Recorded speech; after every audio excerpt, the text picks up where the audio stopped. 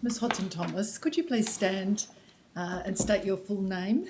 Katina Hodson-Thomas. And would you like to take the oath or the affirmation? I'll swear on the Bible. Thank you.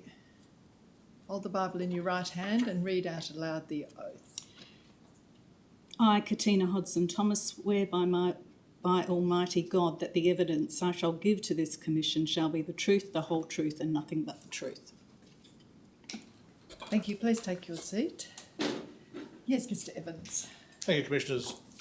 Ms Hodson-Thomas, you were provided with a list of topics for this phase of the inquiry before the Royal Commission, Yes, and you're invited to prepare written statements in relation to those topics. yes, and I have. You did say that is a statement dated the 27th of August of this That's correct. of 30 pages, bearing the document ID GWC.003.0013.0067. You have a copy of that? Yes, I do. You've read it? I have. And so far as you are aware, the contents of that statement are true and correct to the best of your knowledge, information and belief. They are. Tendered as Ms Hodson-Thomas as evidence in chief, Commissioners. Thank you, Mr Evans. Ms Hodson-Thomas's second statement bearing that number will be an exhibit in the commission. Yes, Ms Longdrop. May it please the Commission. Ms Hodson-Thomas, my name is Longdroppett. I'm one of the counsel assisting the Commission. I'll be asking you some questions this afternoon. The statement that you just tendered is the second witness statement that you've tendered in the inquiry of the Royal Commission. That's correct. And you've also given oral evidence at a hearing in May. Correct. And you'll recall that Mr Lee asked you some questions already about the topics, the subject of your second witness statement. And I'll do my best not to traverse old ground, but there are some topics that I require further clarification on. Yes. And there are also some new topics about which you were asked which form the subject of the second statement as well. Okay. The first topic I want to ask you about is financial matters. Yes. You were asked in your witness summons about the adequacy of briefings received by the Commission from the Department concerning the Commission's finances, including the service fee charged by the Department. Yes. And I just want to take you to paragraph 16 of your statement, if I may. And you state that at a meeting of August 2021 of the GWC, the Department explained at that meeting how the service fee was calculated. Is that correct? That's correct. We received a board paper to explain the process, and it gave us greater clarity around the total cost of service. Thank you. And prior to that meeting, you say you didn't have transparency around how that fee was calculated. No, and I don't think any of us ever asked for that. I think by and large we accepted that it was a historic figure and that it increased by CPI annually. Right, and if I could just bring up GWC.0012.0001.0250 at $5.99, and I note that this is subject to a non-publication order, so if the operator could only bring up those two pages, $5.99 and $600. Thank you. This is the board paper to which you referred in your earlier answer. It is indeed. And just to confirm, it is this paper which gave you and the rest of the members on the GWC some clarity as to how the service fee was calculated. That's correct. And based on your recollection of that, how do you now understand that the service fee is calculated by the department? That it's a formula that was determined sometime prior to the machinery of government changes, that they had made a determination how costs of services were calculated, and the formula, as I understand it from this paper, is that of that 100% pie, if you like, 28.5% is allocated to GWC. Thank you. And can I ask what gave rise to this particular explanation in circumstances where it wasn't forthcoming in the past? Well, I think we've all been under a microscope in terms of the Royal Commission, and we felt that we needed to have greater clarity, and we asked the department for this information. It had never been forthcoming, but obviously we need to know and understand these things. Whether this formula is right or wrong is yet to be determined. My view and observation as a Commission member and what I've gained over a period of time in terms of an understanding of the workload of the Commission to better equip us, if you like, we need to really understand the amount of time inspectors, individuals of GWC or who are charged with responsibility for work for GWC, how they allocate their time, what that utilisation might look like. And the timesheets, from what I understand from the information that we were provided, doesn't allow for that. Right, so what I think you're saying here, Ms Hodson-Thomas, is that there's another level of explanation that the GWC requires to fully understand how this fee is calculated. Yes, indeed. Thank you. If I could please now go to the next topic, which is delegations. You were asked in the witness summons about your understanding of the Commission's intention in delegating all powers other than the power of delegation to departmental officers. Yes, I remember. And I do note that in your statement you say that on the 25th of May 2021 the GWC revoked all delegations and they're now under review. Yes, that's correct. The questions I'm about to ask you are about the period prior to that in which the powers were still in force, and I'll ask you about the revocation in a little while. You've said at paragraph 19 of your statement that the purpose of the delegations was to allow relevant departmental officers to make routine decisions. Yes. And to take steps to implement approvals that had been passed by the GWC in circumstances where the board only met on a monthly basis and was dependent upon the department's officers and employees to undertake the work required for the GWC. That's correct. So there are two parts to that answer, if I may suggest. I just want to focus on the first reason, which is to allow for the relevant departmental officer to make routine decisions. Yes. Can you explain to the Commission, please, what you understand to be routine matters in respect of the regulation of the Perth casino? Well, it might be for the provision of a permit for a lottery, for example, or it might be to look at licensed employees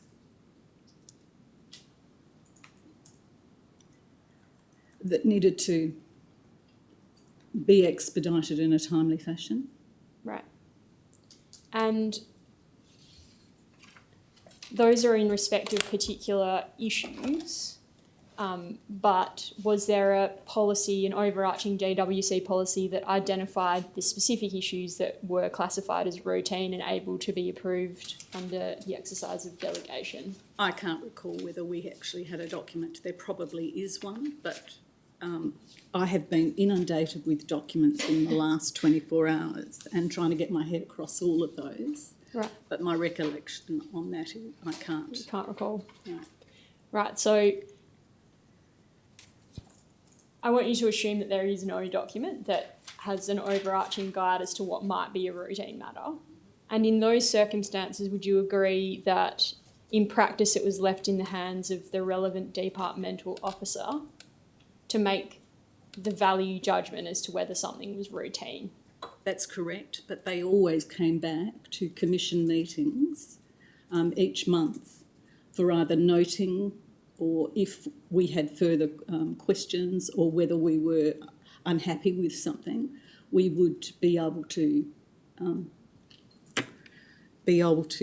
raise issues around that. Right. So that there was a process in terms of an officer might undertake that in any given month, but they would have to come back to the Commission. Yes, and in respect of approvals or matters exercised, powers exercised under delegation that wasn't the subject of prior approval by the GWC, that was tabled to the GWC in the form of a table which had a short annotation regarding what that exercise was, what the exercise of that power was.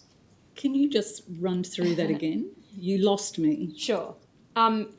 In respect of powers exercised under delegation that were not the subject of prior GWC approval, yes, how were those matters brought to the GWC's attention?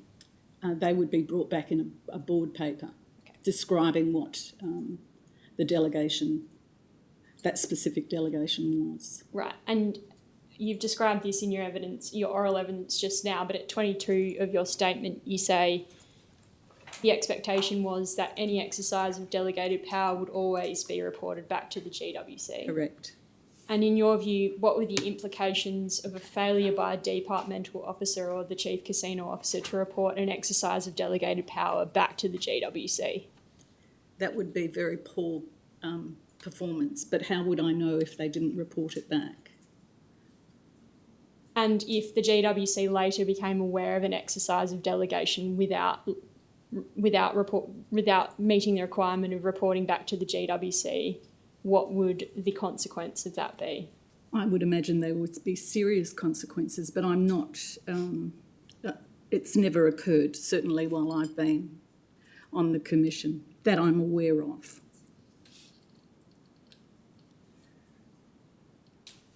And when I asked you before about how powers under delegation were reported to the GWC and you gave an answer, when you received that report as part of the board pack, what was your usual practice in relation to reviewing it?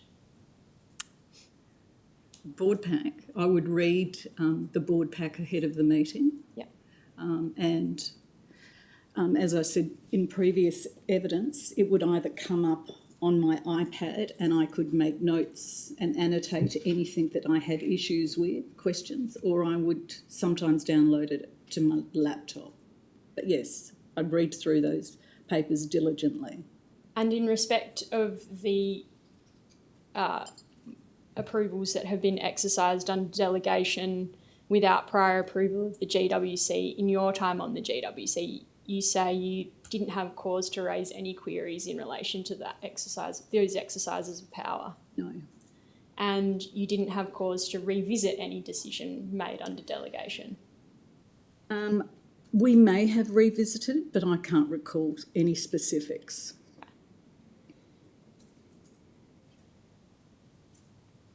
And taking you now to 25 May 2021 at paragraph 24 of your statement, you say that the delegations have been revoked and they are now being reviewed. Correct. Can you explain to the Commission what that review entails? There is... Can I just step back a moment, please, and just provide a bit of a picture, if you like? Sure. We are in a state of flux in terms of changes in staffing components. There is a restructure obviously going on. That's probably not the right word, but for the sake of giving evidence today, we'll talk to it as being a restructure. People have been charged with responsibility for a number of different aspects of their roles, such as the new Chief Casino Officer, Jermaine Larkham. She has taken it upon herself to review all of the previous delegations which have been revoked, and they are now being brought back to the Commission for our consideration. Namely, two have come by circular resolution today, in fact. Right. And they, as I understand it, are the only two delegations that we have in place at this time. Thank you, Ms Hodson-Thomas. Just want to move on to the next topic, which is in respect of media allegations, but the questions I'm about to ask probably also encompass the inquiries that those particular allegations gave rise to and the GWC's response to them. You've been asked in your summons about allegations in relation to the physical tampering with EGMs at Crown Melbourne in 2018. Yes. And at paragraph 26, you say you recall being aware of allegations in relation to tampering when they were reported in the media. Yes. And also after there was an inspection of EGMs at Crown Perth by departmental inspectors. Correct. And do you recall that the media allegations in respect of alleged tampering of EGMs included tampering in respect of what's known as blanking plates. Yes. And do you recall at the time that there was also allegations that Crown branded plastic picks were used to jam EGM buttons in place to simulate continuous play? So I understand. And do you recall at the time that as a result of those allegations and the VCGLR investigation, Crown Melbourne was fined $300,000 by the regulator? Correct. At paragraph 27 of your statement, you say that after the GWC was made aware of those allegations, Mr. Preston of Crown Perth attended the 22 May 2018 GWC meeting to provide a briefing on the authorised use of blanking plates on EGMs at Crown. Mm-hmm. Do you recall that presentation? Only because I've seen it in more recent days. You've since refreshed your memory as to... I've had a cursory look at it. Right. And you state that in paragraph 28 of your statement that Mr. Preston, in that presentation, discussed the allegations and in particular the differences between Crown Perth processes and those previously used at Crown Melbourne. Yes. And do you have an active recollection of that, or is that only by reference to refreshing your memory by reference to the Only by board? reference to refreshing my memory. Right. And so your recollection, but can I draw the distinction in respect of the recollection in the second part of that paragraph, which says that the distinction was drawn that Crown Perth outsourced the maintenance of EGMs to an independent contractor? Yes. Do you have an independent recollection of that being an issue brought up by Mr. Preston at the briefing? No. Right. And in respect of what you say at 29, do you have in respect of recalling that you were satisfied with the accuracy and sufficiency of the information provided by GWC? At the time, yes. At the time? Yes. Right. If we could please bring up GWC.0002.0016.0231 at page 3. Do you recognise these as the minutes of the 22 May 2018 GWC meeting? I do. Mr. Preston identified the differences between Crown Perth processes and those previously used at Crown Melbourne that reduced the likelihood of any similar matters occurring at Crown. Yes, I recall that. Right. And here the resolution of the GWC was to note the statement from VCGLR attached to the Crown Resorts release. Yes. And to otherwise take no further action.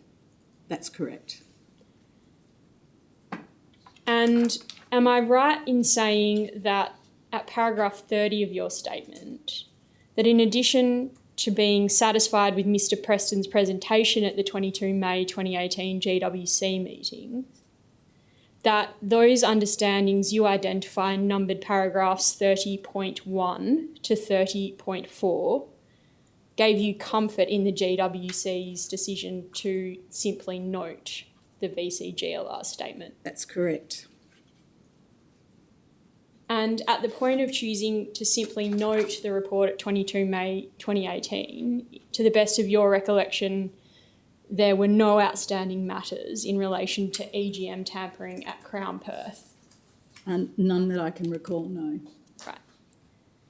Could I please bring up DLG.8001.0047.5563, which is an email from Michael Connolly to Mr. Preston of Crown Perth dated 27 April 2018. And if the operator could please zoom in on the bottom part of that email first. Oh yeah, that's fine. Thank you. So you'll see that this email was sent in advance of the 22 May 2018 GWC meeting. Yes. And you'll note that Mr. Connolly is expressing his surprise to hear that there are machines on the gaming floor that have a continuous play feature. Yeah. And you'll note that he's asking for some urgent advice about the number and type of machines that have this feature, Yes. and that he wants to set up a test environment for inspection. And that he's asked for a written response from Crown Perth as to the 3 matters that form the 3 bullet points. That Crown Perth did not distribute or allow the use of any device to facilitate continuous play, such as the plastic picks alleged to be distributed in Crown Melbourne. 2, that the players are not issued multiple club or loyalty cards. And 3, if there are any other issues relating to this or related allegations, the Commission should be made aware of. Can you see that, Ms Hodson-Thomas? I do. And if we can please scroll up to the top of that document, operators, so that we can see Mr Preston's response.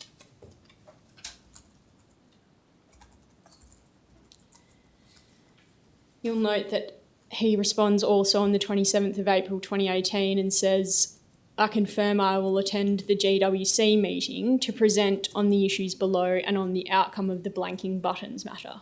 But what he doesn't respond to is the request by Mr Connolly to set up a machine in the test environment for inspection. Right. So I don't know that if that occurred, and I would have expected that Crown should have made that happen.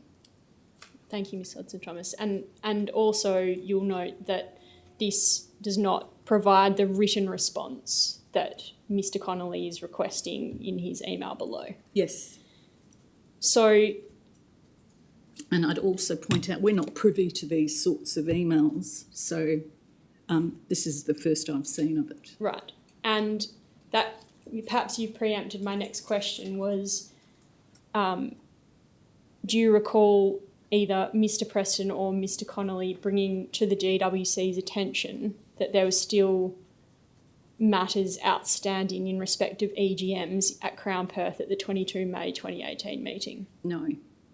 And you recall that the minutes of that meeting record Mr Preston presenting on blanking plates. Yes. Do you have a specific recollection of if he reported on the continuous play issue? No, I don't recall that at all.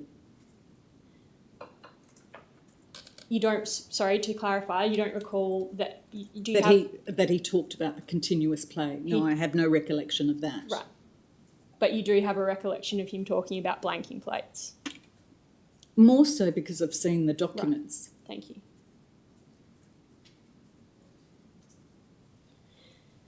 And do you recall if it was brought to the GWC's attention at the 22 May 2018 GWC meeting or at all that Mr Connolly had asked Crown Perth for a written response in respect of the issues outlined in the 3 dot points in this email? I don't recall that, no. If those matters had been brought to your attention, would that have altered your previous understanding that the allegations as to EGM tamperings were historic? I think we all would have been more concerned if we'd had all of the information, but given that we weren't given all of that information, it's really difficult to answer. Right. And in your view, is this the type of correspondence that should have been brought to the GWC's attention at that meeting? Yes, if there were issues that were outstanding, if, for example, in this case, Mick Connolly was the Chief Casino Officer. He had made 3 requests to the Crown Casino and they hadn't been responded to. I think it was up to the Chief Casino Officer, the CCO, to raise that with us. Thank you.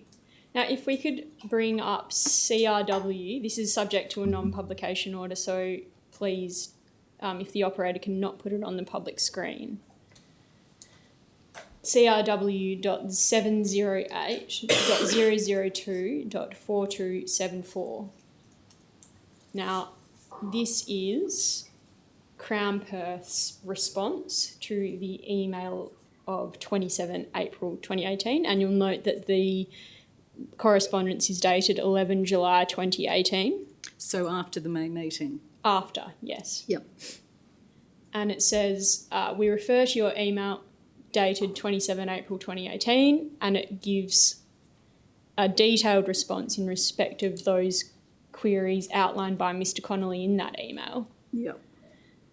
Now, it's an 8-page letter, so we don't have time to go through it all, but I'd like you to take it from me, and I'm sure that your or another council will correct me if I'm wrong, but within the first 3 pages, Crown Perth states to the effect that there are EGMs on the Crown Perth floor with continuous play features. He confirms that. Right.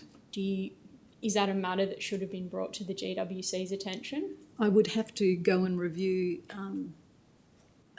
the minutes of the July meeting and August meeting to see whether in fact it had been raised. Right, and if those meetings were to show that this matter had not been raised, what would that indicate to you? That it was a failing on the part to report it up to the GWC. Right. And if we can please go to page 4.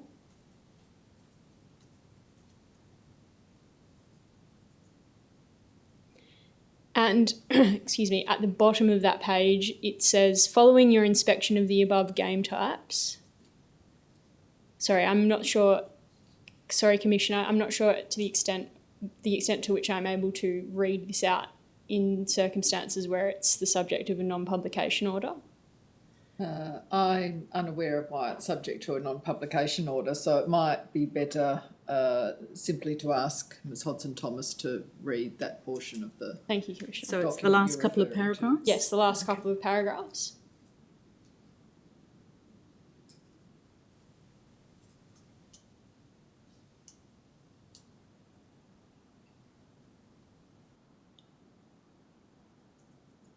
And does that indicate to you that Crown Perth was investigating physical tampering of EGMs on the Crown Perth floor? Yes. And if we go... Post their presentation to us. And if we go to page 5, please, operator.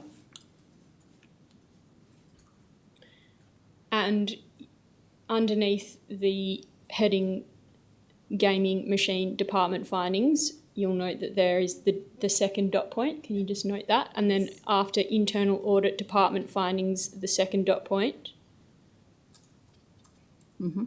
So in total, there were 40 incidents where an EGM was tampered with in a 26-day period. Yes. Now, I want you to assume that this letter... do you have a recollection of this letter being brought to the attention of the GWC? No. And in your view, should this correspondence have been brought to the attention of the GWC? It certainly should have. And if the matters raised in this correspondence, I'm referring to the 27 April 2018 initial request and then this response, if those matters had been brought to the GWC's attention, is it possible that there may have been a different regulatory outcome or course adopted by the GWC in respect of EGM tampering allegations? Absolutely. Thank you. Now, if I could go to the next topic, which is the 2019 allegations as to money laundering and criminal infiltration.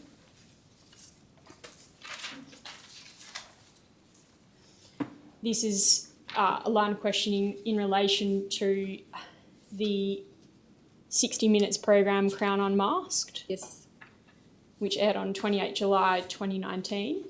And you've said in your statement that Mr. Preston gave you a briefing.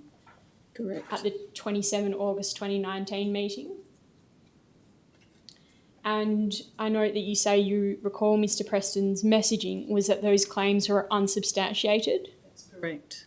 And you have an active recollection of that messaging? I do indeed. I can still read it on the PowerPoint presentation. That they denied all of those allegations. That I have a clear recollection of. Right. And when Mr. Preston said to you that those claims were unsubstantiated, did you have any consideration for how those claims might have been proved or substantiated? By what method they might be proved or substantiated? Oh, look, I didn't give it any thought at the time. But you now know that those claims are the subject of numerous investigations. That is correct. And you also noted that at the time, that that the response of GWC was, after the presentation by Mr. Preston, was to note that there were ongoing investigations, including by VCGLR, ILGA, Yes. and the Corruption Commission. Sorry, ACIC, I think. Yes. And so We made a determination at that time that we would await the outcomes of all of those investigations. correct, okay. And if we could please go to GWC.0002.0016.0283 at page 43. This is subject to a non-publication order, so please, if the operator cannot put it on the public screen. This is a briefing note that was drafted by Mr. Connolly in advance of that meeting, the 27 August 2019 meeting. It's dated 20 August. Pardon me? Oh, sorry. 20 August 2019. Do you recall this document? Yes, I think I do. And I remember that clearly we were advised and provided with information that it was federal border protection agencies that were responsible for the issuing of visas. AUSTRAC had responsibility in administering anti-laundering. And I certainly remember the discussion around the national framework for the approval and management of junket activities. right. And can I just draw your attention to the first paragraph?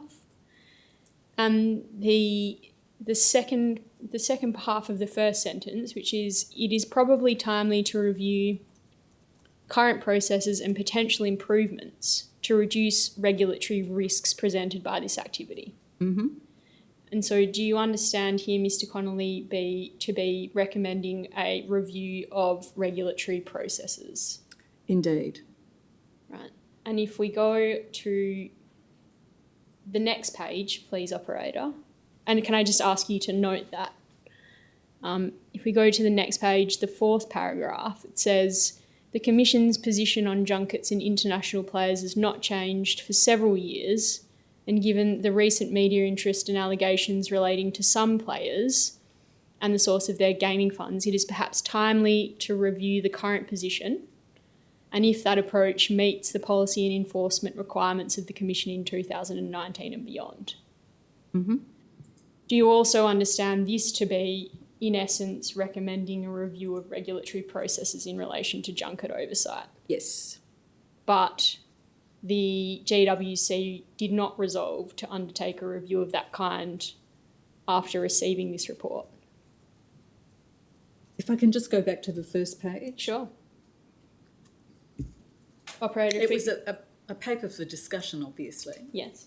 But as to whether we made any resolutions, I'd have to look at the minutes. But and you've only given me the actual agenda paper, but not specifically what the minutes actually resolved. Well, how about we get the minutes up to resolve that Okay. issue? GWC.0002.0016.0286 at page 3. And again, if this can only be displayed on the private screen. And if I can add, I think our minutes certainly in more recent times are much more fulsome. And when you reflect on the minutes of the meeting of the 27th of August, as I'm just about to look at, it's not as fulsome as it could have been in terms of what the discussions were, but I will just read that, seeing you've pointed me to 6.4. 6.4 junket processes.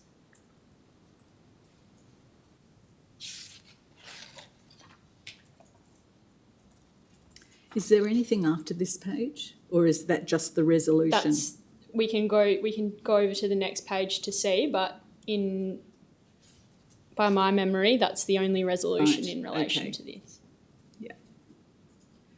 So clearly we had a discussion about it, but no formal resolution was made. That came later. Right. So, but at this meeting, No. despite Mr. Connolly raising it and suggesting it, there was no resolution for a regulatory review. No.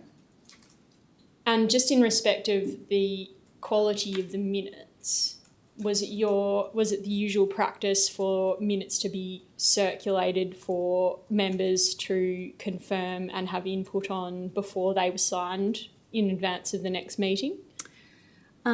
Certainly in more recent times we do. Just trying to remember whether we did.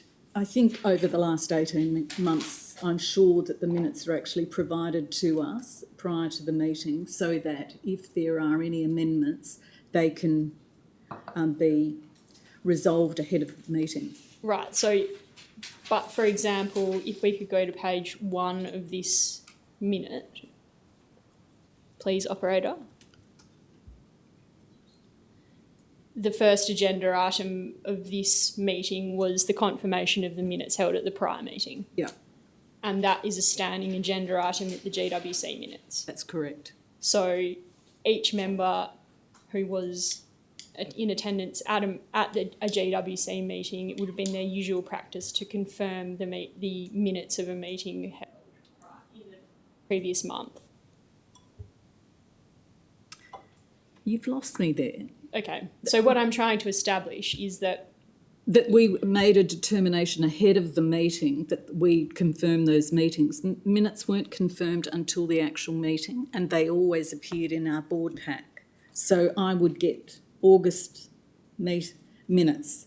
I mean, the board pack for this last month, the format of which has changed, but largely it's an agenda which then goes into the confirmation of the minutes, and the minutes are actually in full within the board pack. right, and sorry. Yeah, and there have been occasions where commission members, would say that they needed to amend something within a resolution or the language that was used in something. Right. What I'm trying to get at, Ms. Hodson-Thomas, is you made a comment about the quality of the minutes in the past. Yeah. And what I'm trying to establish, tell me if you agree with this proposition, is that minutes of the prior meeting were confirmed at the next meeting, and there was an opportunity for members to have input in relation to the minutes. Yes. And so the minutes that we have at our disposal signed are the minutes that had been agreed on. Approved. Yes, Thank you. exactly.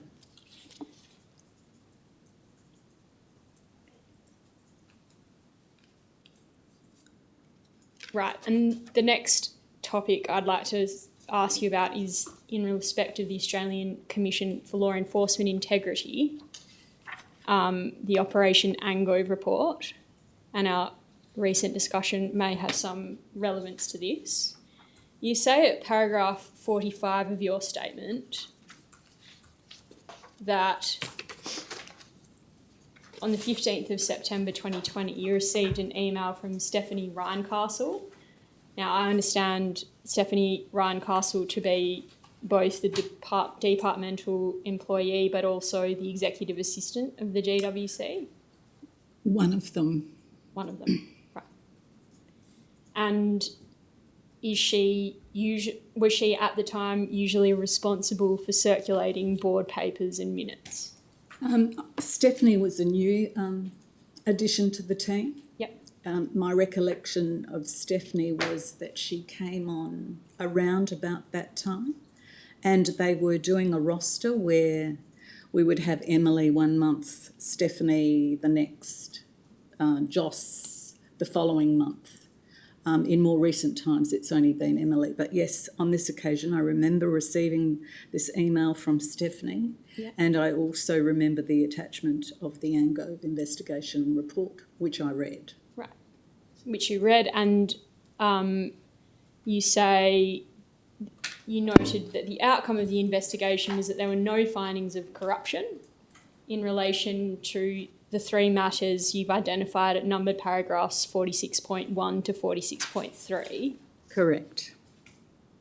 And that you essentially, again, took comfort in that it was consistent with what Mr. Preston had been telling the GWC at the August 2019 meeting. Yes. Right. Can we please get the email from Ms. Ryan-Castle displayed? It's gwc.0003.0013.0001.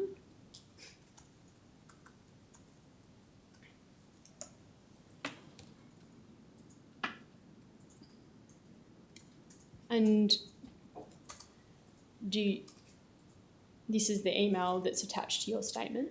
I recall this. I've read it and I note it, and I note that it's not in the minutes, and I don't recall the conversation that we had. Okay. I was prepared for this question, and Okay.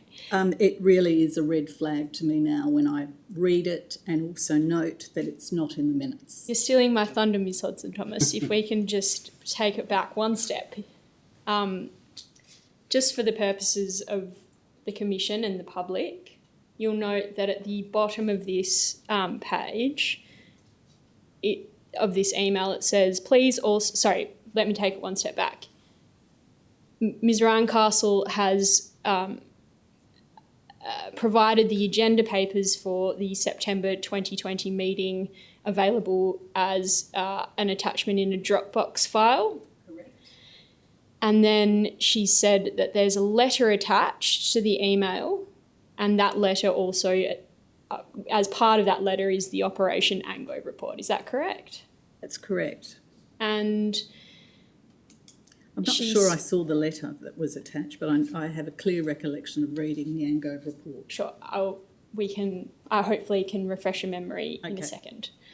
And you'll note there that she states that the letter attached is confidential, which it may or may not be, but in any event, and it won't be referred to in the agenda or minutes of the meeting. Yes. And Mick wants to have an off-record discussion with you in relation to this. Yes. Right, and if we could now go to GWC.0003.0013.0003. Is this MBO? So this isn't actually subject to a non-publication order, which probably gives you a sense of how confidential it actually is. This is a letter from Crown, Perth, Yes. to Mr. Connolly, dated 10 September 2020. And you'll note that it summarises what Crown thinks the Operation Angove report finds, the outcome of that report. Mm-hmm. And if we scroll over to the next page, please. It says, should you or the Commission have any questions regarding the report or other matters relating to the findings, please contact me directly. Yep. Yes. So if there were any, this was Crown Perth's invitation to the GWC to consider the report and to raise any questions with Crown Perth in relation to its findings, correct? Correct. Right. And you've said in your statement that the outcome of the investigation was that there were no findings of corruption, correct? Yes. But it's also true that there were other findings made during the course of this investigation, correct? Yes, there were. Can you please, operator, go to page 7 of this document, which will take us into the report issued by the ACLEI.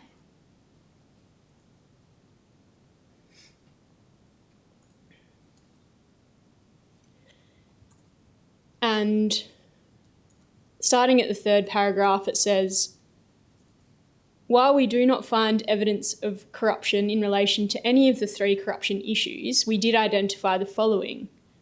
1, there was an arrangement between Home Affairs and Crown which enabled Crown to provide support to visa applicants, and on occasion it appears this support arrangement was given too much weight by the people processing the visa applications. Mm-hmm. And it says also there were policies and procedures in place for the clearing of passengers outside of the terminal that required the same immigration and customs checks that take place inside the terminal. The documentation we reviewed showed that face-to-passport checks were occurring for passengers on chartered flights, but we were provided insufficient information to comment on baggage checks, other than it appears they were conducted rarely. Do you see that? Yes, I do.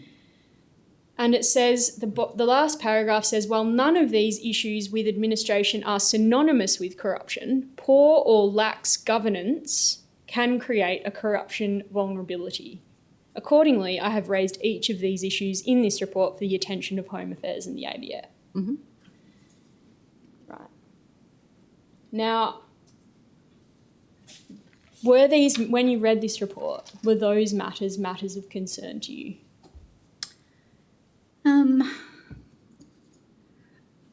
They probably were, but again, I took the report in its entirety that there was no corruption found. That would have been the issue, that would have been the red flag for me. Obviously, their processes were lax, and there clearly is a need for improvement in that. And the letter you showed me before, if I recollect, Crown did actually highlight that in the closing couple of paragraphs. I only read it on the terminal here, but I think they did identify that they needed to make improvements. Right. And would you not agree, though, Ms Hodson-Thomas, that the effect of the paragraphs that I've read out is that the ACLEI has identified serious governance issues? Yes, they have. And your position is that because there were no outright findings of corruption, those governance issues were not of concern to you? At the time, no. Right.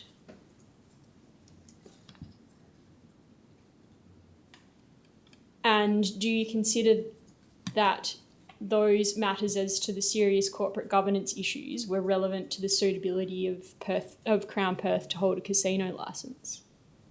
Ultimately, all of these issues fall under that remit in terms of whether they are or should hold their licence. But it will be, obviously, from my perspective as a GWC Commission member, we are all awaiting the outcome of this Royal Commission. That doesn't mean that we've stopped doing our task as a regulator and we continue to operate in that environment. I look at this report from 2019 and the landscape has hugely changed. So many things have occurred that are red flags to all of us, and we realise that we have to scrutinise, poke, prod and pry better than we did in the past. Right, can I just interrupt you for a second? Sure. You've identified that this report was 2019. It was actually September of 2020. All right, I got the date wrong. No, but that's relevant though, isn't Yeah, it? Because it at is. this time there were investigations on foot, correct? Yeah. And we were awaiting those Right, investigations. and investigations that GWC had resolved to monitor, correct? Yes, correct. And is it not the case, Ms Hodson-Thomas, that here we have the outcome of a report showing serious governance issues and it was not of concern to you at the time? Well, I think it's difficult to say it wasn't of concern to us because there's nothing recorded in the minutes. And we do actually have the problem that the discussion was going to be off record. So for me to actually recall what transpired at that meeting, I can't recall. Right. At the time, I know I read the report. Right. And so reading the report and noting that it identified serious and lax governance issues that could create corruption vulnerability, did you not then think that it should have been the subject of formal consideration and resolution on the record at GWC board level. Yes. You considered that was appropriate I at the considered time? that I should have, yes. In hindsight or at the time? No, in hindsight. Right? Now, Do if you I recall, can... sorry, just before you move on, do you recall whether Mr Connolly explained why it had to be off the record and unlimited? I don't.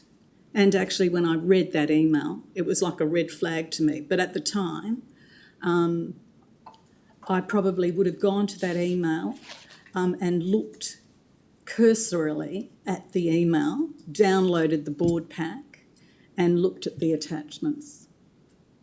Thank you. Yeah. Thank you, Commissioner. Now,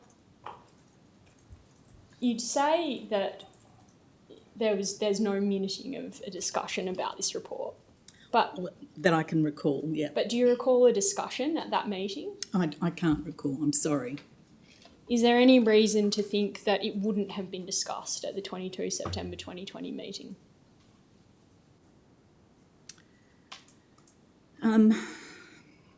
Normally things like this would have been minuted, so I can't give you an answer as to why that's not the case.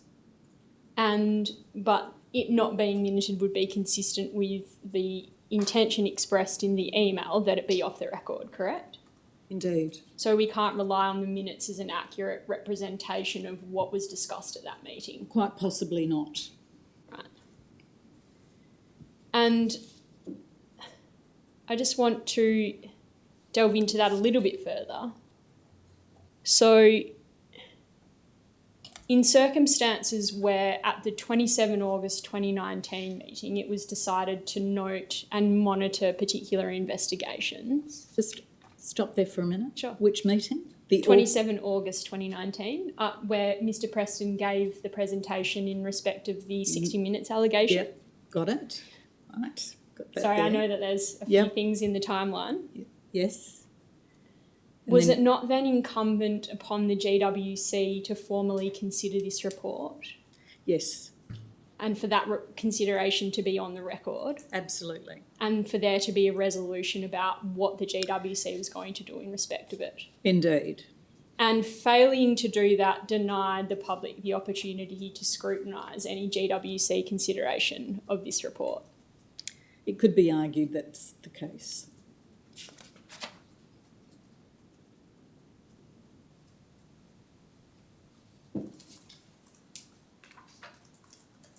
Thank you. I'm sure you'll be happy to know I'm moving on to a new topic. Harm minimisation. Yes, okay. Operator, thank you. You can bring that document down.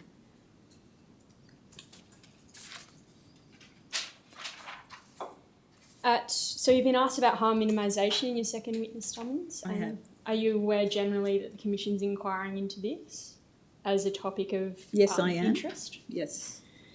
And at paragraph 51 of your statement, you state that you're not aware of any specific research commissioned by the GWC into harm caused by casino gaming.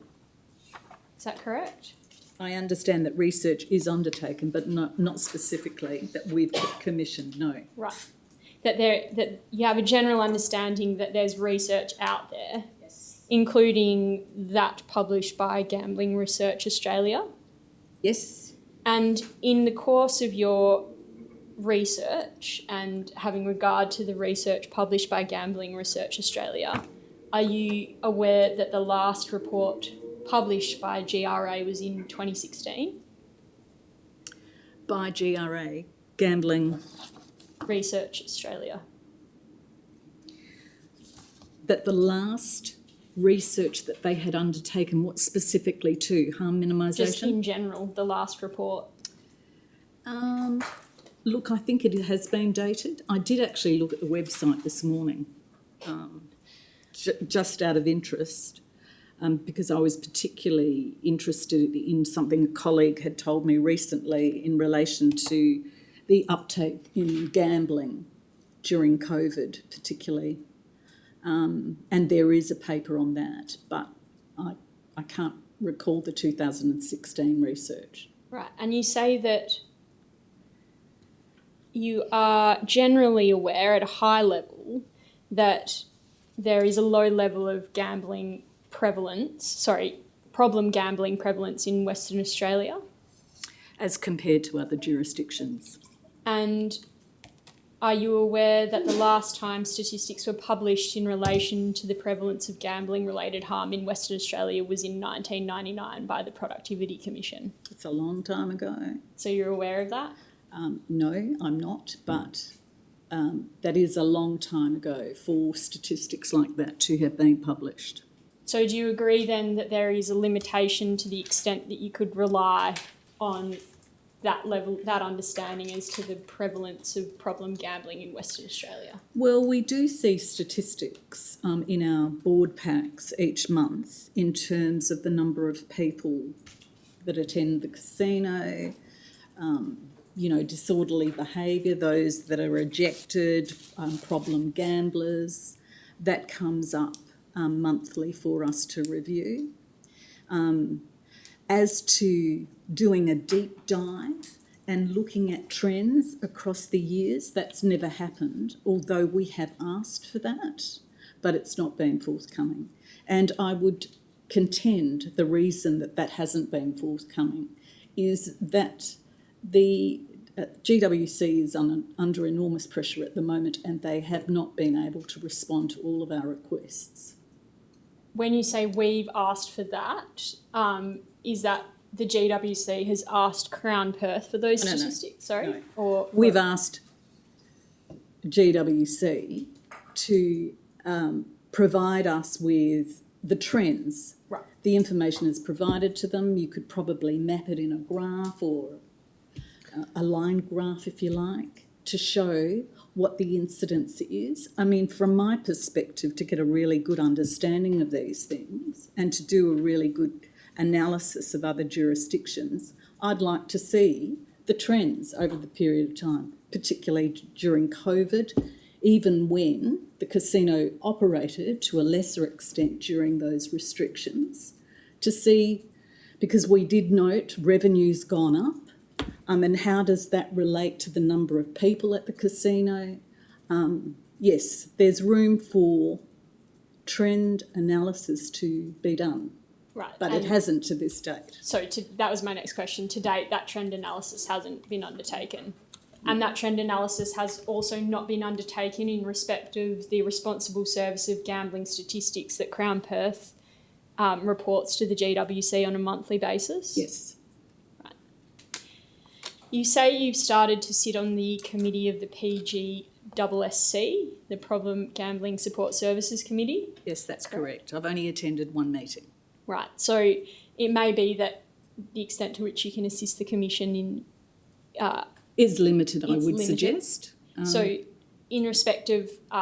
my one question is around how the PGSSC applies the funds provided to it by the GWC. Do you have any extra clarity about that after attending the one meeting? Look, there was a budget provided, but I can't really recall. It was probably the figures that each participant contributes, and I know that the agency contributed 76,000, which was a determination that was made by the previous Director General. My understanding that it is used for advertising in terms of promoting guidance around where people can get help. There was a discussion around the abandonment rate of people ringing services because they had a problem gambling issue and they wanted to talk to somebody about that.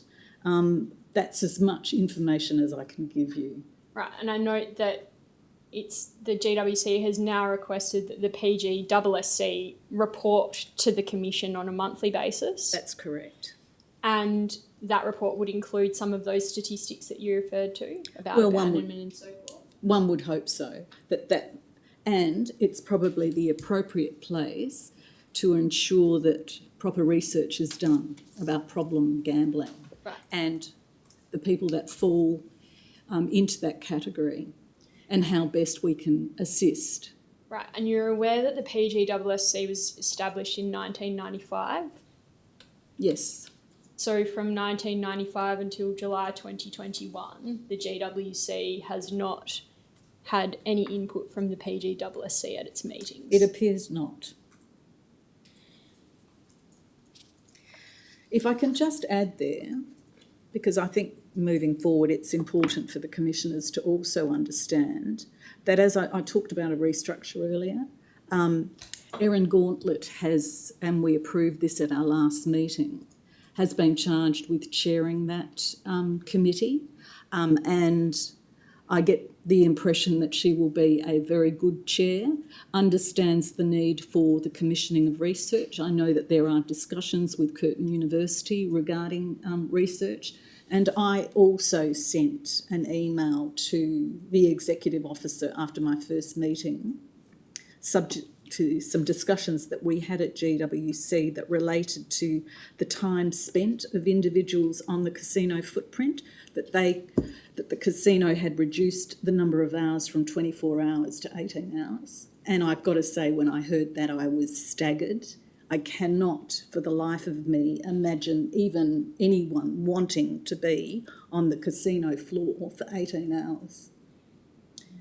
And I get the Sorry, sense... little bit of a soapbox for me. No, not at all. It's important that the Commission hears from relevant people about their understanding of these things. So thank you for that.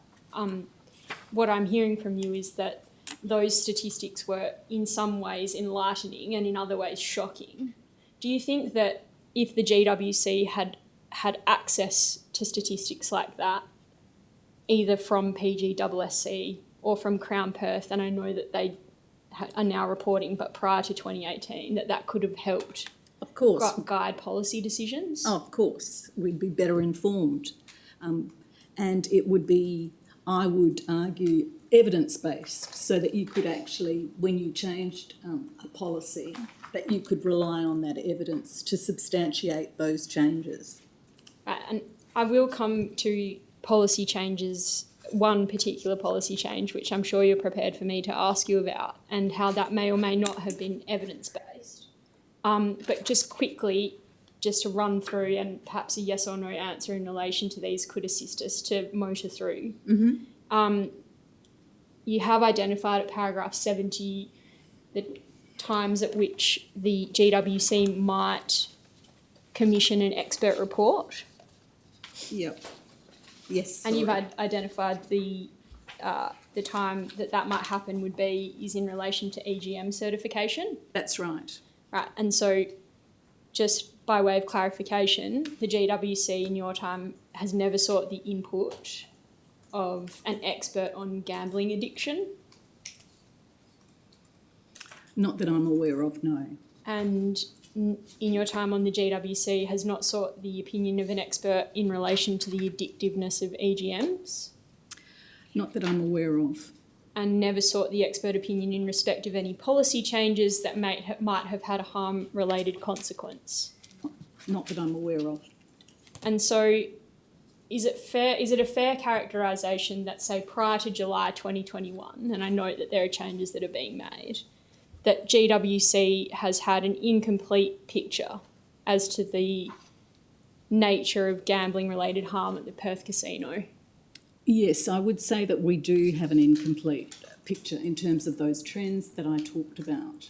We have a picture, but as to its completeness, no, it certainly needs to be better. And one more question in relation to the statistics, the responsible service of gambling statistics that Crown Perth provides to the GWC. I know that you said that there is no trend analysis in relation to those statistics. To the best of your recollection, have those statistics been used to guide any policy change decisions? Not that I'm aware of. Thank you. You have been asked in your summons about a specific policy decision of the GWC, which occurred in July 2019. And that's the reduction in minimum game speed of EGMs from 5 seconds to 3 seconds. Yes. And I do have some questions about this. That's okay. during your time on the GWC prior to the approval of this change, what was your understanding of the rationale behind the requirement that EGMs have a minimum game speed of 5 seconds? What the rationale was? Yes. I really can't answer that if I didn't answer it in my statement, the rationale, but it really is largely to do with, obviously, if the game is faster, it has the potential for to be more addictive. And so it's been a position, as I understand it, a policy position that was probably taken before my time, that a rate of speed be 5 seconds. So when the change came to the Commission, and am I going too far ahead? No, it's okay. Okay, so when that proposal came to the Commission, and I recall it because, firstly, philosophically, I'm not a gambler, and to me, I really don't understand people's desire to gamble on electronic gaming machines. Let me make that clear first and foremost. The point I was trying to make, in terms of the 5 seconds, I understood when Crown came to us, it was largely a commercial decision. They were claiming that there was insufficient revenue. They weren't competitive with the eastern jurisdictions. So when people came here to Western Australia as visitors to the casino, their argument was that they wanted to try and be in keeping with the other jurisdictions. Right. Now, the 5 seconds, as I understand it, I know that there's a 3 seconds, but the 3 seconds is where there are additional add-ons or features to a game which extends the time. So, in essence... I might interrupt you there because I will get to that. But in respect of them bringing this proposal to you I think the first proposal was in March 2019, and then it was the subject of a further board paper, which I'll bring you to. But I just want to interrogate how Crown Perth had represented the minimum game speed through the GWC prior to bringing this proposal to you, and that's what I want to do is bring up some. Let me take a step back. I don't know if you recall, in December 2018, Crown attended the GWC meeting to provide the board with an update in response to the finding and recommendations of VCGLR's 6th review. There was 20 recommendations, some of which responded to responsible service of gambling issues. Do you recall that? Only because I've seen some documentation that relates to it, but as to, do I recall that specific meeting? No. Right. If we could bring up the board pack that relates to that meeting, GWC.0002.0016.0260 and page 14, please, operator.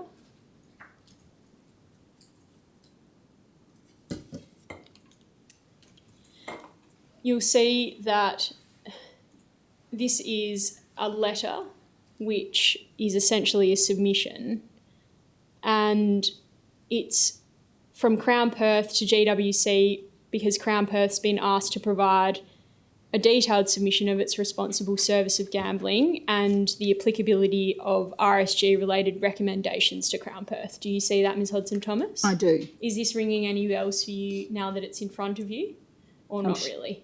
I'm sure I read it. Right. But you don't have... So you would have read it, but you don't have an active recollection of it. If we could go to page 29, please. And you'll see that there is a heading, a section heading, section 11, which is entitled Other Harm Minimisation Strategies. Yes. You see that? Mm-hmm. And operator, if we could scroll through to 31, please. So you can see on 30, there's a reference to limits on automated teller machines. There's a reference to the WA appendix to the gaming standards. Do you see that? Mm-hmm. And one of the things it points to is banknote acceptor. And the other, and on page 31 at the top, it refers to speed of play. Do you see that? Yes, and return to player. Mm-hmm. Right. And it says the Commission has determined that the speed of play on EGMs operating at Crown shall exceed 5 seconds, in contrast to other Australian jurisdictions where the following speed of play applies. Do you see that at the top of page 31? Yep. So do you agree that in this document, Crown Perth relies on the 5-second minimum speed of play requirement as a distinguishing harm minimisation feature of Crown Perth as compared to other Australian jurisdictions? I suppose you could argue that. Right. And that representation was part of the material that the board relied upon in taking no further action as to the VCGLR's 6th review recommendations. That is the Commission. The Commission took no further action. The Commission, yeah. Can you repeat the question? Sorry, you've Sure. lost me there. So I want you to take it from me that the Commission Took no further took action. no further action in relation to the recommendations of the VCGLR, at least at the meeting of December 2018. Okay, I take it from you. And do you accept that this is part of the representation that this is part of the material that the board relied upon in taking no further action in respect of those recommendations? I'm not sure that we relied on this specifically to take no further action. What was the date of this letter? It was December, wasn't it? November 2018. I can't answer that, I'm sorry. Fair enough, thank you. But it is true that in this document there's no reference to how that 5-second minimum speed may or may not relate to in-game features. In this particular document, yes. Right.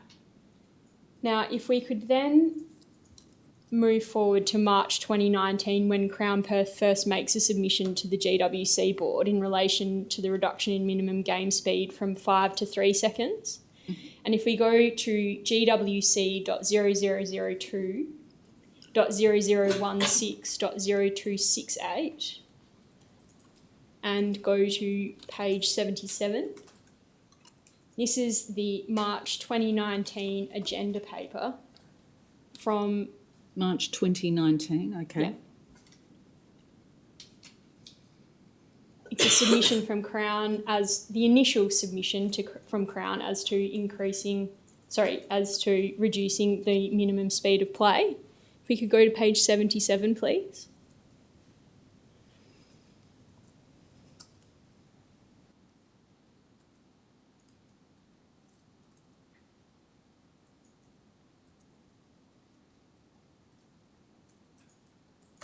It appears we're having some technical difficulties. Pardon me? The system froze, but it's coming back, I'm advised. Do you want to foreshadow your question? So my question is, do you recall reading the submission now that it's in front of you?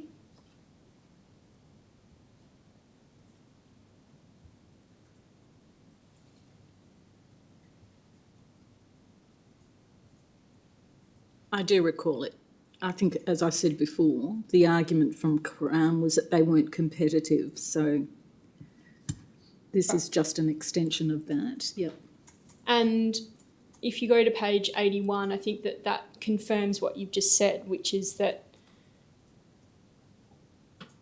at paragraph 4, Crown Perth is of the respectful view that speed of play should not be a distinguishing factor between an EGM and a poker machine, thus bringing it in line with other jurisdictions. Yes. So do you see the tension that I'm trying to draw your attention to, Ms Hodson-Thomas, where in November 2018, Crown Perth sought to rely on this as a relevant distinguishing harm minimisation feature? And here came to argue The opposite. Yes, I that do. it's now commercially disadvantageous? Yes. And do you recall any particular thoughts that you might have had at the time about this apparent change in policy, change of position?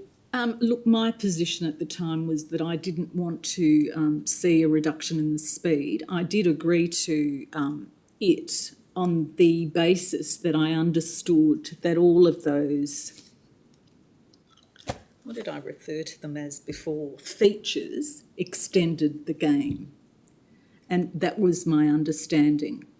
And I also took some comfort from Barry Sargent, who was a commission member and former Director General of Racing, Gaming and Liquor until his retirement, but a commission member. And I always found that Barry was a very heavy regulator, if you like, had the very big stick approach to things. And his view was that Crown would push for a reduction, but that we needed to hold firm. And I think that we did so, even though you might argue that we had softened our approach to it. Okay, I do want to test that. If we could go to gwc.0002.0016.0281, which is an agenda paper, a standalone agenda paper authored by Mr. Connolly. And this paper is from July of 2019. So you may recall, Ms. Hodson-Thomas, that at the March meeting it was resolved that Mr. Connolly would go away and do a more detailed paper and it would be brought back for consideration by the board. Do you recall that? If you say so, I believe you. Okay. Now, again, at paragraph 5 of this, on this first page, the second sentence says, Crown argue that the original determination of a 5-second minimum was made at a time when games were almost exclusively standalone in nature and did not have any extra play game features. So do you agree with me that there's a key assertion here that firstly, the original determination of a 5-second minimum was made at a time when there are almost exclusively standalone games with no in-game features? Do you agree with that? That's what they argue. Right. Yep. So that's one of Crown's key assertions. Yep. And one of their assertions about it being also good for harm minimisation. Well, yes, there is a, well, Yep. I don't know if I agree with that, but I'll perhaps come to that later. And then the second assertion is the last sentence, which is, on average, with a base game speed of 5 seconds, Crown calculate that the total time for each game is in excess of 8 seconds. Yes, and that's what I recall, that even though we were reducing the speed, that in essence, where there were features on the game, it would make it 8 seconds. Right. And that's my understanding. The basis of your understanding, though, is Crown. Crown is the source of that information, correct? No, because we're relying heavily on people within the department, Chief Casino Officer, right, to actually confirm that that is the case, that has been tested. Right. But you see here that this is prefaced by saying Crown argue. So this is restating of a Crown submission, correct? So it's semantics, but go on. Right. And then I just want to take you to page 18 in this bundle, which is Crown's further submission provided in April 2019. And this is a letter from Mr. Barry Felsted, who's the CEO of Australian Resorts, to Mr. Connolly. Mm-hmm. And you'll note that, do you recall reading this as part of the board pack in July 2019? I'm sure I would have read it, but I'm just trying to refresh my memory. And it says, as previously provided to the Commission, Crown Perth is of the view that the proposed amendments to the WA index will result in the following positive benefits. And the first dot point is an estimated increase in gaming revenue of approximately $26.7 million per annum, correct? Mm-hmm. Now, Ms Hodson-Thomas, the corollary of an increase in Crown revenue of $26.7 million Is that more people are gambling? is a loss It is. of $26.7 million for the EGM players of Crown Perth, correct? I think the question here, though, I'm going to pose the question to me, that when I read that paper and saw that actually is a red flag for me. And it doesn't mean that I automatically would give, in principle, support for what Crown were driving. I don't particularly care about their revenue. It's not of my concern. That's their concern. My concern as a commission member is to make sure that whatever decision I make is in the interest of the public and that I take into account harm minimisation. So sure, the reduction in speed was an issue, but I felt comfortable at the time that we weren't reducing the speed of the game to 3 seconds as in accordance with other jurisdictions. That, in fact, the speed of the game was much greater than 3 seconds, largely because of the features. Right, but to the extent that the status quo, to the extent that the change would produce an increase in gaming revenue of approximately $26.7 million per annum, that strategy, that harm minimisation strategy that protects EGM players in Perth from losing that amount per annum, you were effectively making the decision to dilute that strategy by approving this change, correct? I would argue differently, but that's a determination for all of you to make. I would argue that when we made that determination, it wasn't driven because of the 26.7 million, or that we would gain greater revenue. It was a factor in my determination about whether I would agree or not. Right. And that is the information that's provided to us, whether in fact they have gaming revenue increase of 20.67 million as a result of the increase in speed or decrease in speed, whichever way you look at it.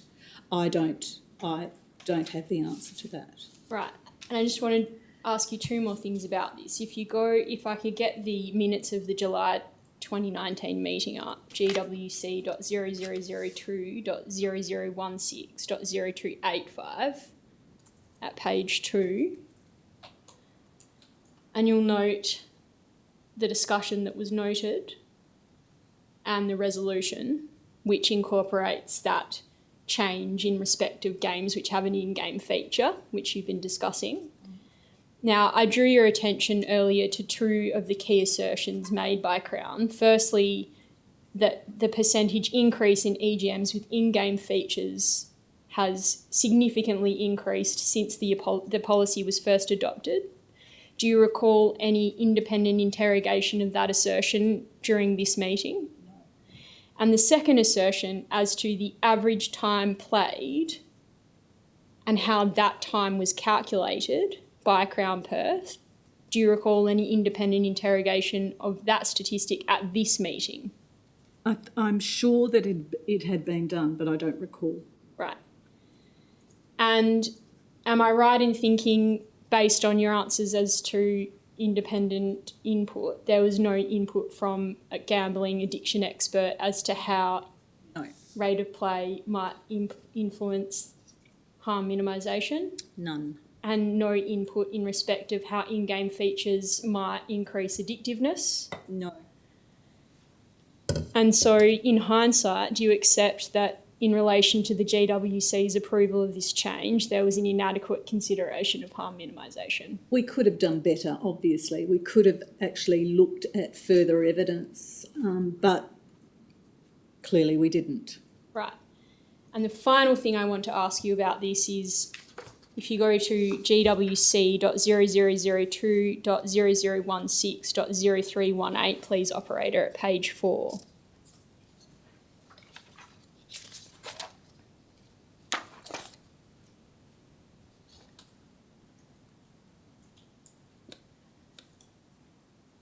and these are the minutes of 22 September 2020, the infamous minutes that don't record any discussion of Operation Ango, but that's I'm digressing. Agenda item 6.5, Crown Casino EGM speed audit. It says inspectors reported that the auditing mechanism being utilised by Crown Perth was monitoring the amount of time a player's loyalty game card was inserted into an EGM and not the actual speed of gameplay. Yes, I recall this, and it was not what was presented to us. Right. So this was of major concern And when you say it was not what was presented to us, you're referring in to... terms of how they were auditing it.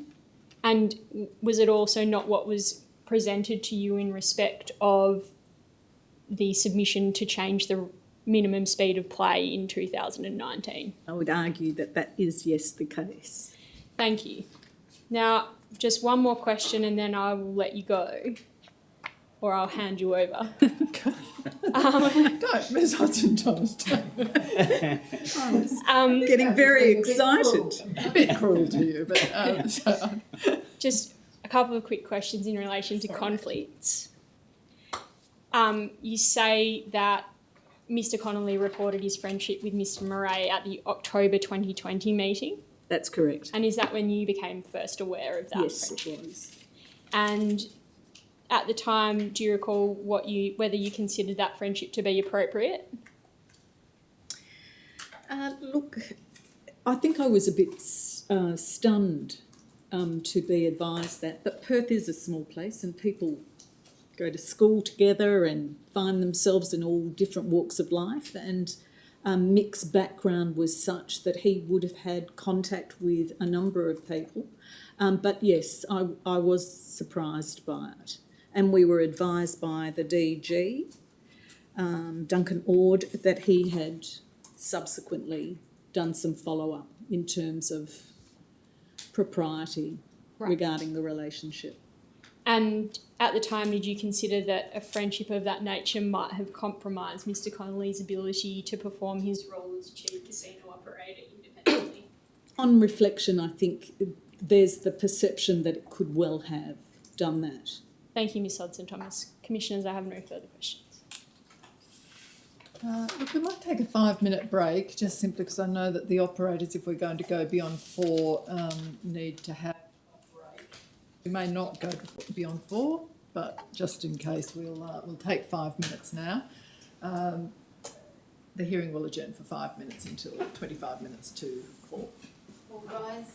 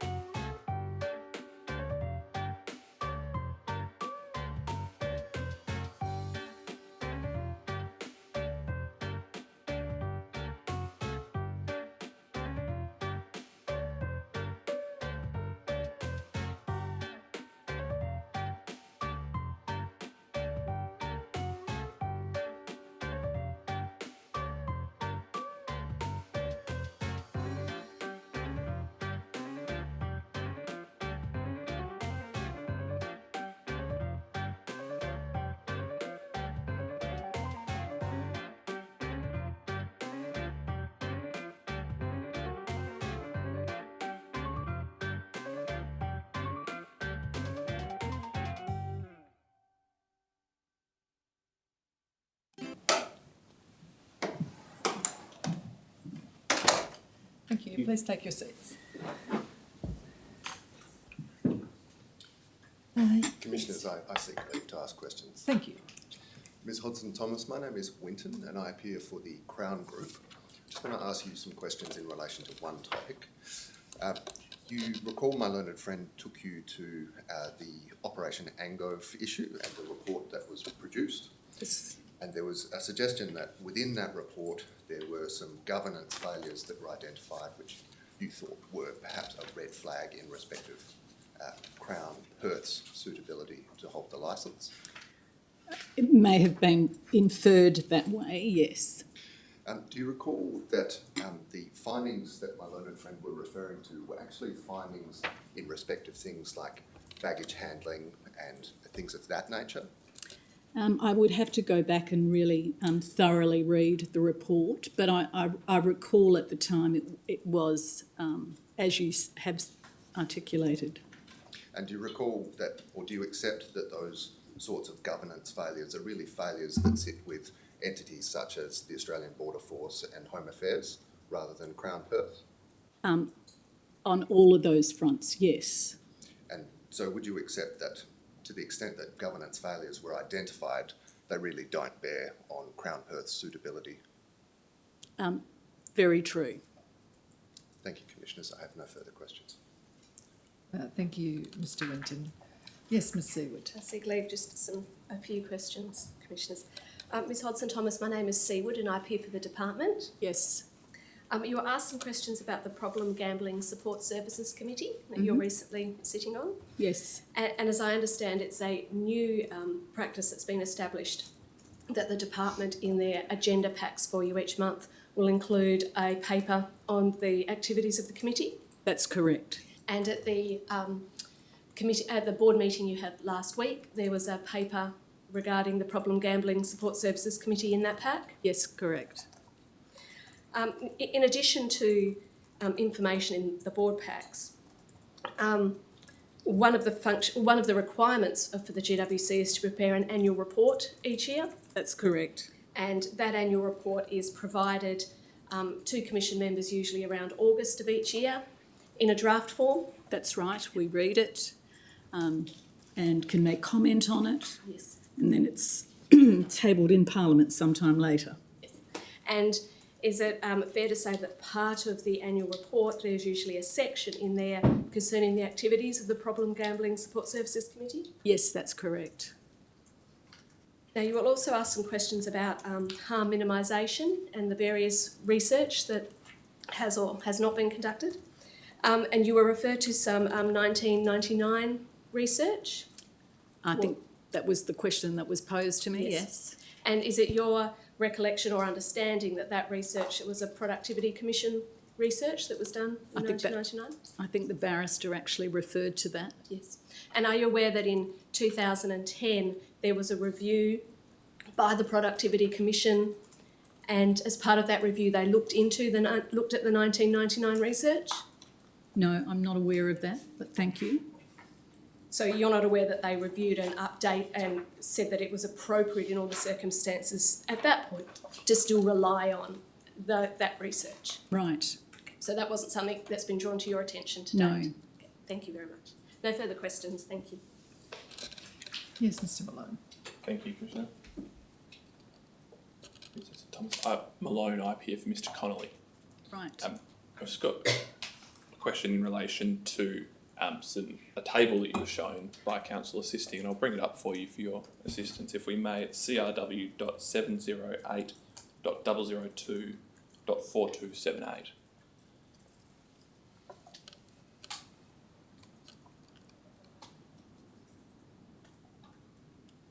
Whilst it's coming up, I might just give you the context. This is the letter dated 11 July 2018 from Joshua Preston of Crown Group to Mr. Connolly.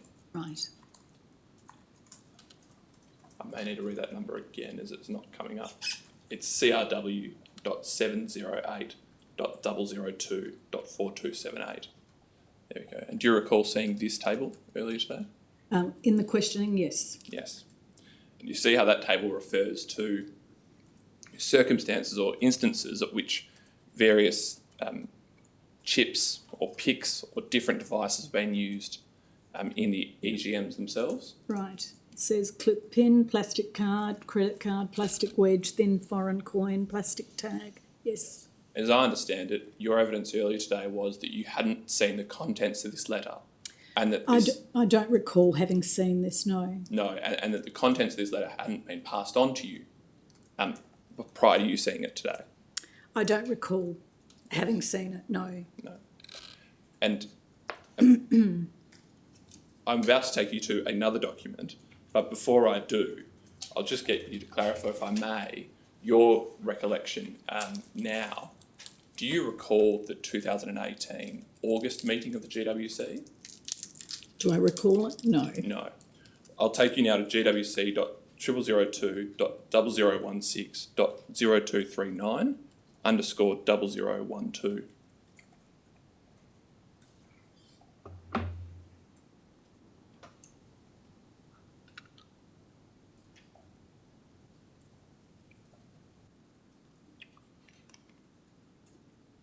Whilst that document's coming up, I may ask you a question in between. I understand your evidence earlier today to be that you were shocked, or that you wanted that information that was set out in that letter to be provided And to you're you. going to now tell me that it was in a board pack?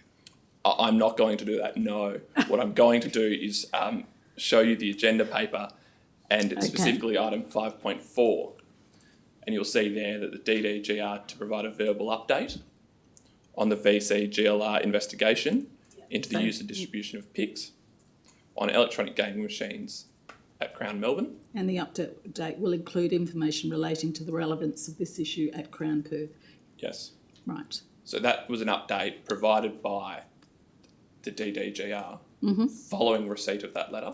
Right. Do you remember that update being provided to the GWC? He may have given a verbal update, Yes. and I just can't recall. It's too long ago. I accept that to be the case, because I can't tell you what I was doing in August 2018. Yes. But do you accept that the contents of the letter May that well we've seen have formed may part. well have seen been Yeah. provided in Yeah. that verbal update? Yeah, it could well have. Yes. Thank you, Commissioner. No further questions. Thank you, Mr Malone. Anyone else? No? No? I have some questions, Ms Hodson-Thomas. The issue of conflict of interest and Mr Connolly, when Mr Connolly declared his conflict of interest to the GWC, that was in relation to his relationship with Mr Claude Murray, is that right? That's correct. And only Claude. Right, so that was what I wanted to clarify. He didn't mention either Mr Preston or Mr Hume. No. Now, whether he had even, because as I understand from reading media reports, he had a friendship with Mr Preston and Mr Hume, whether he had declared it at previous meetings prior to my appointment, I'm not aware of that, Commissioner, no. And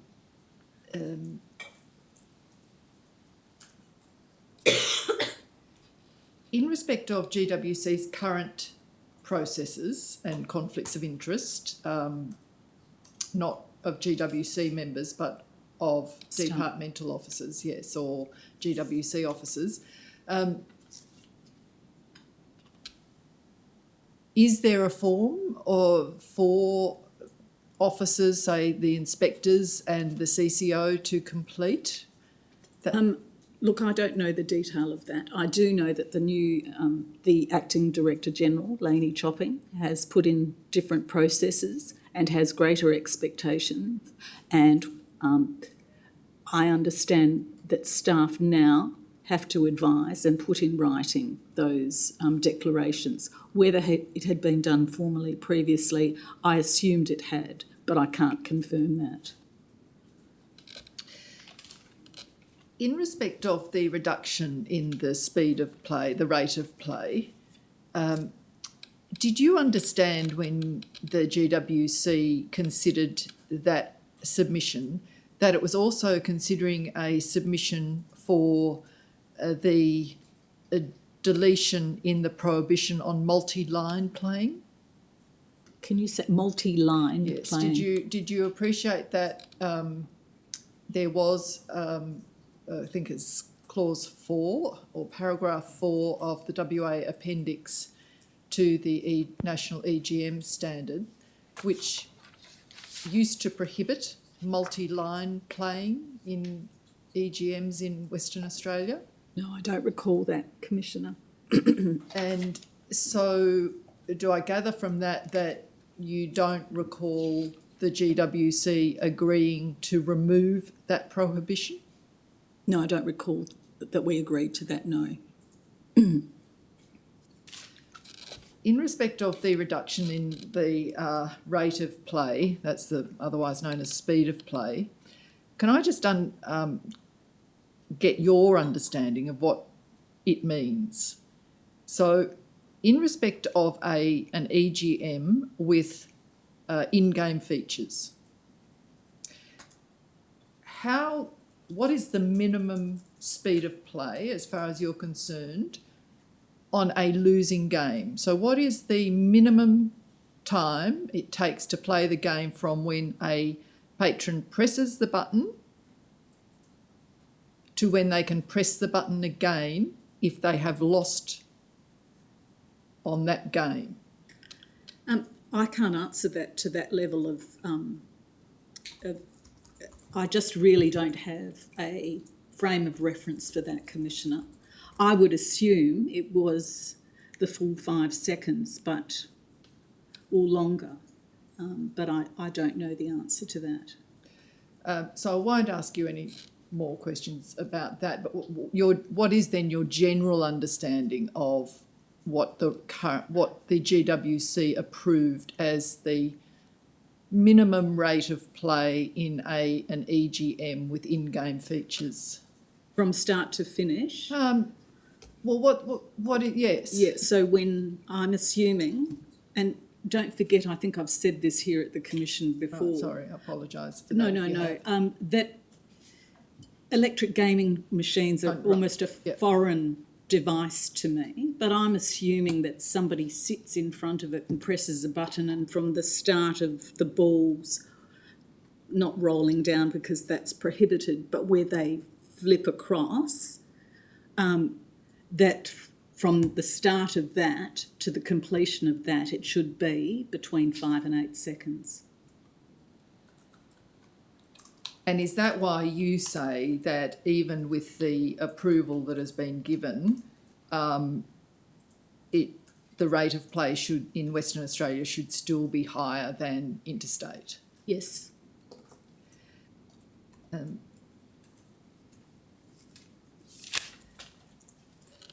Now, can I move on to the Problem Gambling Support Services Committee?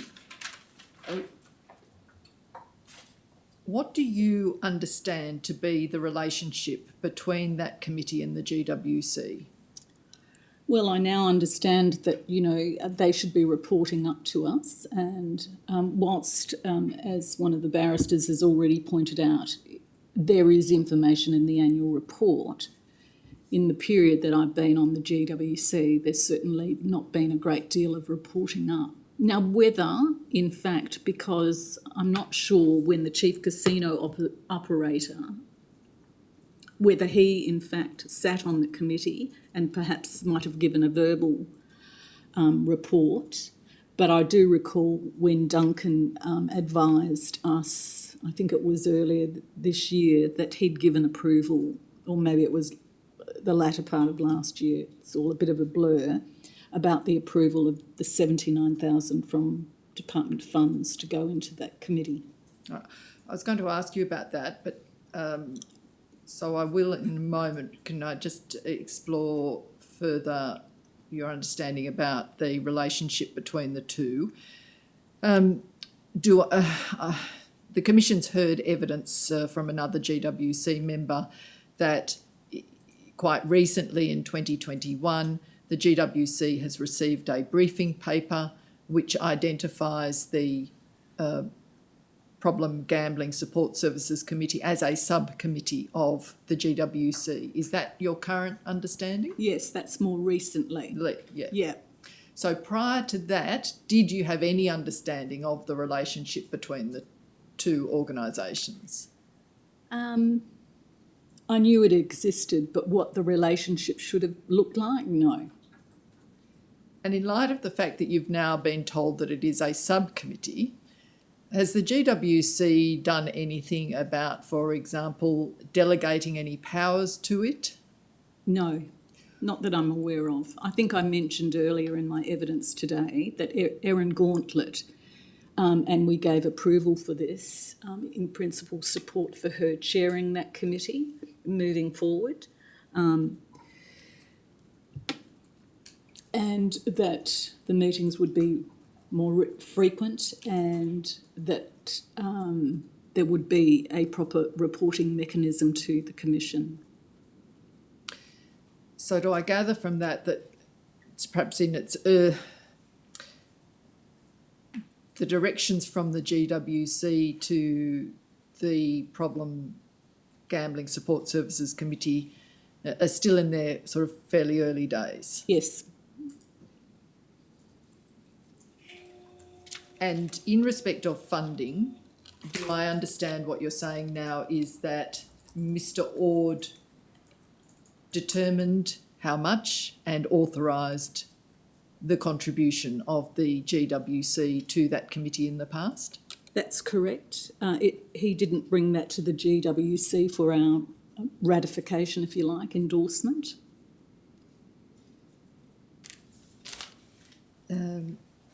Moving on, can you tell me, do you know whether the GWC authorised the Perth Casino pool room to open during any COVID lockdown period? I can't recall. No, I don't think so.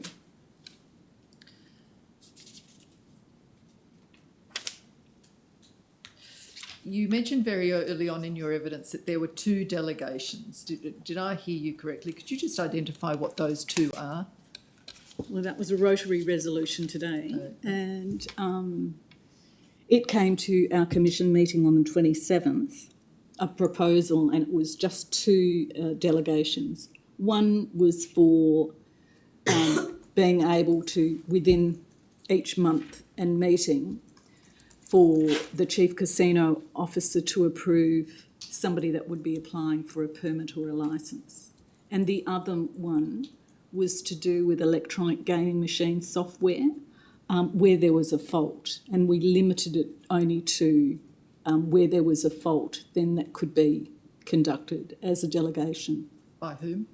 By the Chief Casino Officer. Thank you. Now I want to ask you about banknote acceptor limits, and I understand. I appreciate what you say about you not being an EGM expert. I don't know if you noticed one of the documents that was shown to you. It was a submission from Crown about the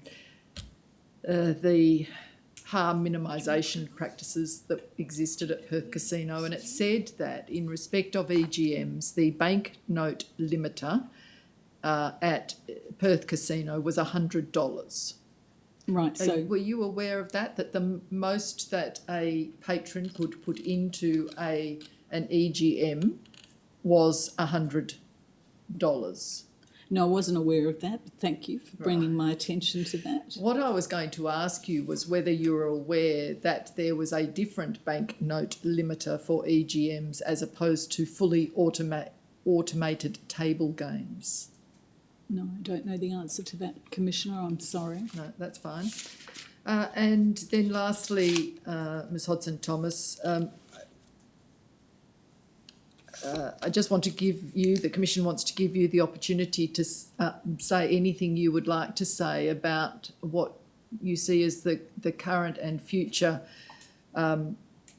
relationship between the GWC and the department, and how that is generally going, and whether you see improvements in that or not. Well, can I start off by saying that I don't envy the new Acting Director General's task. She's been given